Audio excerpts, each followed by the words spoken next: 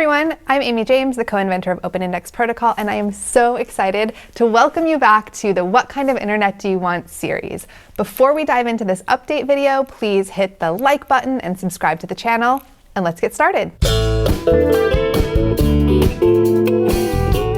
So 2020 was quite a year, but honestly, we really can't complain. It certainly wasn't the year that we had hoped for or expected, but we were lucky enough to be quarantined here in Ocean Beach, San Diego, and the beach makes everything better, so we made it through, and we are looking ahead to the very exciting things that are in store for 2021. And as the year is now drawing to a close, like everyone, we're reflecting on the previous year and making plans for the new year. You know, we're thinking through what worked, what didn't, the unexpected challenges, and whoa, there were a lot of them this year. But also the incredible surprise blessings and the many, many lessons that we learned along the way.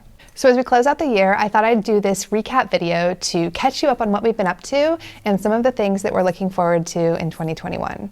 So for us, 2020 started with a big move. We moved from this fancy co-working space that we'd been at for a couple of years, the kind with murals on the walls and kombucha on tap, into a big garage down the street from our house. I'm not joking. It's literally a garage. We're in a garage. We're in a garage startup, baby. You can see the garage door and everything.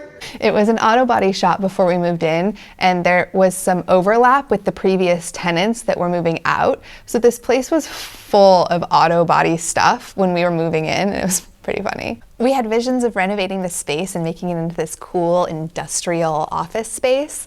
But when we moved in, we just kind of embraced the garage startup aesthetic, and we threw some whiteboards on the walls and threw some desks in here, and we got to work. We were building a proof of concept application for Streambed. Streambed makes publishing and analytics tools that allow creators to link their social networks, as well as link co-creators and brands to the videos that they publish. The company was founded by Michael Casey and Jenna Pilgrim, and the tools they make help creators to track the digital footprint of their content across social networks, increase analytics transparency, and solve reputation issues. And it's built on Open Index Protocol. Back at the beginning of the year, the app we built for them only had YouTube publishing integration, and they've since gone on now to enhance the interface and add functionality for Twitter, Zoom, Instagram, and Facebook publishing. So I just want to send a huge congratulations out to Jenna, Michael, Joey, and the whole Streambed team. It's super exciting to see how much it's grown. I reached out to Jenna to make sure that it was okay for me to include their update details in this video, and she not only gave me permission to share, she also said that you guys can try out the app at a special partner link. It's streambedmedia.com/friends. So check it out and let me know what you think in the comments. And a fun side note is that Streambed just won the grand prize at the same WYO Hackathon pitch competition that we won back in 2019. We are honored to call them partners and just so happy for them and can't wait to see the awesome things they do in the new year. So just as we were getting settled into our new space and our new routines and getting to know our new team members, plot twist! We had to send everyone home. We didn't wait for the formal orders to send everyone home. Of course, we wanted to keep everyone safe, and we thought that the orders might happen, and so we didn't want our team to have to scramble at the last minute when there might be crowds of other people doing the same thing. And so we just went ahead and did it early. And so just like everyone else who was able to work from home, our day-to-day life was on Zoom, and we worked from home, and we met on Zoom and chat, and we just kept building. At this point, we had wrapped the Streambed project and had started an Alexandria product called Trinity. Trinity is a big project, and we hadn't really been able to get the team fully onboarded to it when work from home started, so the adjustment to remote work slowed things down a lot. This was definitely our biggest difficulty of the year. We had been counting on getting the project done in just a few months.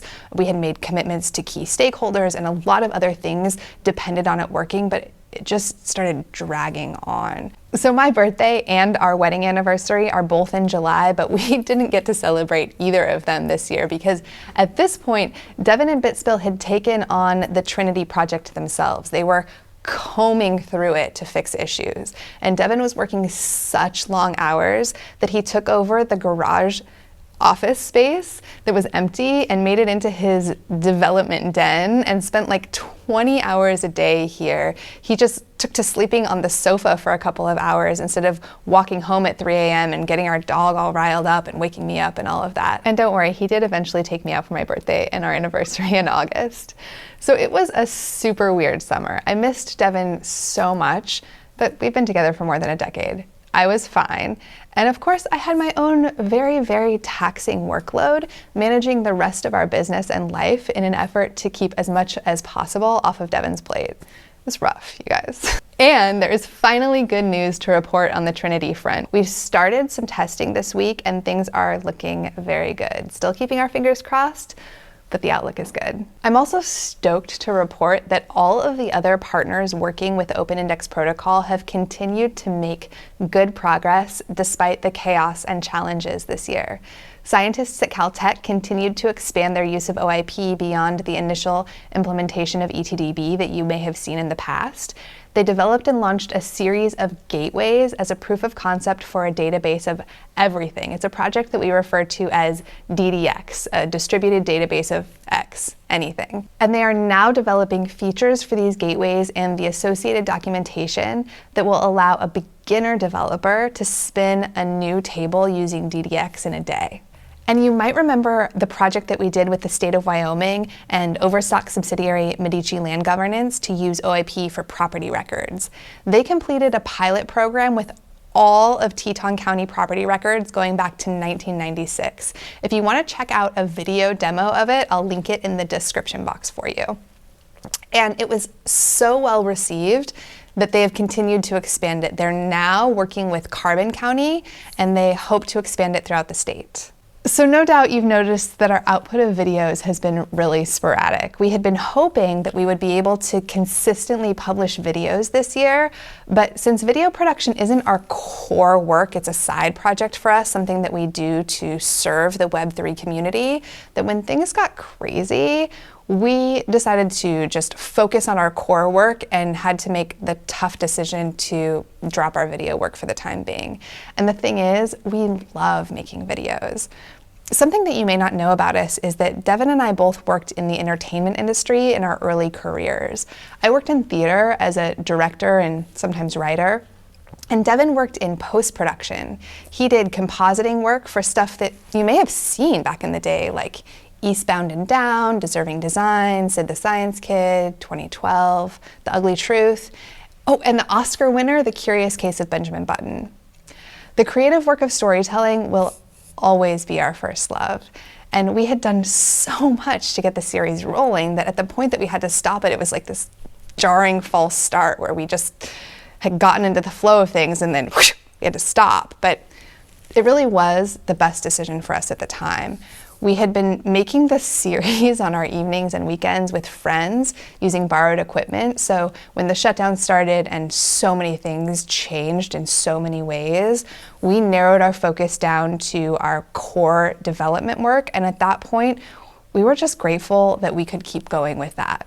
It's funny because I had thought before 2020 that we had developed a pretty solid immunity to chaos. You know, I graduated into the financial collapse. We built our first business during the Great Recession. We've been in the blockchain industry since 2014. You know, we've seen some stuff, but dang, 2020.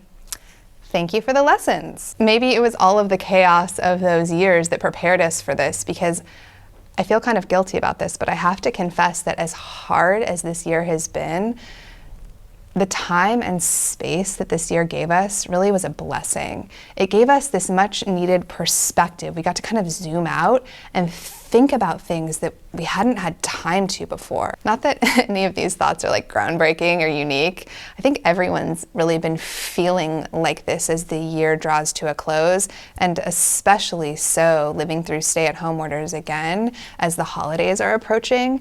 You know, I've really been hearing a lot of people talk about how this year refined things for them. And for us, it's given us the space to think deeply about how we want to contribute to Web3. Sometimes because OIP is so big, you know, it's for everybody, it's for every kind of thing, that it can be hard to know where to put our focus at any one point in time. We want to be working with academia and with the government and with creators and with the entertainment industry and with social media platforms and all of these different kinds of spaces and industries. The gift that this year gave us was the realization that doing things that we're good at and that we love to do are going to be the most sustainable for us and also have the most meaningful impact. And so yes, we will always be devoted to our development work as the first priority, of course, because it's the literal backbone of how everything works. But we realized that sharing the message of freedom on the internet and helping creators understand how it's going to impact their content and their business is going to become a really big priority for us. So I'm feeling excited and nervous to be starting this new chapter as a content creator. It's both familiar and foreign at the same time. I've missed creative work so much, like beyond description, like I've been missing a limb or something. But in my past, I was always behind the scenes as a director and writer. So learning how to be in front of the camera and tell stories in all of these new forms with reels and stories and short videos and long videos and podcast interviews has been a steep learning curve. But I'm nervous about how much we have to learn and the embarrassing content that I'm sure to make during the learning process. But I'm also so happy to be stretching and strengthening my creative muscles again, and so excited to see what this process has in store for us.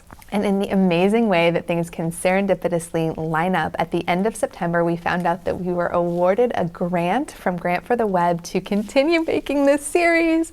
Grant from the Web is a fund to boost open, fair, and inclusive standards and innovation in web monetization. It was funded by COIL and is in collaboration with Mozilla and Creative Commons. This was absolutely the highlight of our year. We are thrilled to be a part of the inaugural cohort and to have our work recognized as making a meaningful impact on Web3. Their support has allowed us to purchase our own equipment and to create a dedicated studio space so that we'll be able to create videos more consistently. We are so excited and happy to be back at it. So for the past couple of months, we've been in pre-production. We've been figuring out how to lay out the studio, build the set. We've been ordering all of these little parts and assembling this incredible camera rig. It's been a super fun, somewhat confusing journey to figure out the studio build, the lighting, the sound dampening, the color palette, and all of the different pieces.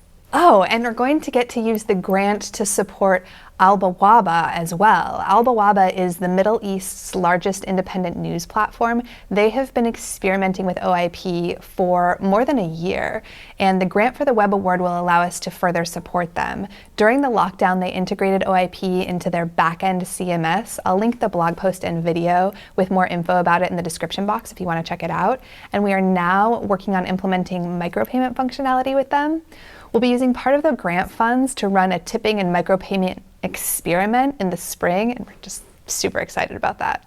One of our main reasons for making the What Kind of Internet Do You Want series is to support creators. And one of the things that we like to dream about most is how the future decentralized web is going to change content, how it will change creator control and audience consumption, and how that change will have an impact on the content itself, a beautiful impact on the content itself. It will open the door for all kinds of weird and wonderful collaborations and mashups. I talk about this idea in detail in the video 5 Secrets for Content Creators to Make More Money, and I'll link that in the description box below if you want to check that out too. As creatives ourselves and as huge fans of content creators, we naturally turned to the creator community when we were trying to figure out how to put the entire camera rig onto a single C-stand that we can wheel around the office for different setups, how to make DIY sound dampening panels and save hundreds of dollars, how to set up good backgrounds, how to get the eye line and the lighting right for interviews, and all of that kind of stuff.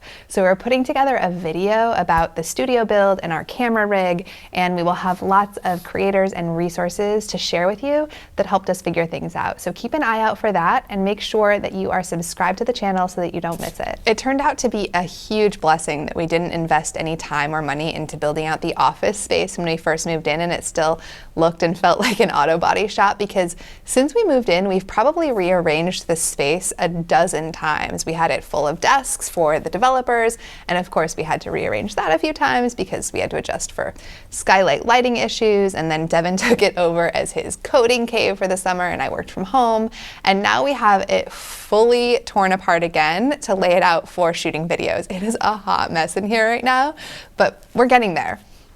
And I am stoked to be filming this video right now as our first test today. It's a big milestone in the process. Go team! So that's our 2020 recap. And in 2021, we will be making more content and promoting internet freedom on social media. Trinity will be running. We'll be integrating the web monetization standard into Open Index Protocol, building new Alexandria products, and supporting OIP partners, and working on a secret dream project that we can't talk about just yet. After what an insane year 2020 was, it feels especially ridiculous to be making plans. No one knows what the future will hold, but we are hoping for the best and know that at the end of the day, the journey is the thing and we're making the best of it. We're so grateful to you for supporting freedom on the internet and our journey with OIP, and we hope you'll stick around to see what happens next. We've got some great videos planned about how Web3 will change our digital experience. We're going to get into that oh so controversial topic of micropayments and web monetization. We'll talk about the unspoken crisis in the digital advertising industry, the layers of the internet, data privacy, Section 230, and so much more. We're going to speak with the visionaries who built the internet and the web that we have today, thought leaders from the blockchain industry, and creators of all kinds. I'm deep into the reading and research for these videos, so if there's a topic you'd like me to discuss or a book that you think I need to read, hit me up on Twitter or Instagram at Amy of Alexandria. You can also follow the channel at Open Index Proto and sign up for our newsletter at alexandria.io/newsletter. Hit that like button, subscribe to the channel, and share out the video. Thanks so much for watching, and I'll see you next time.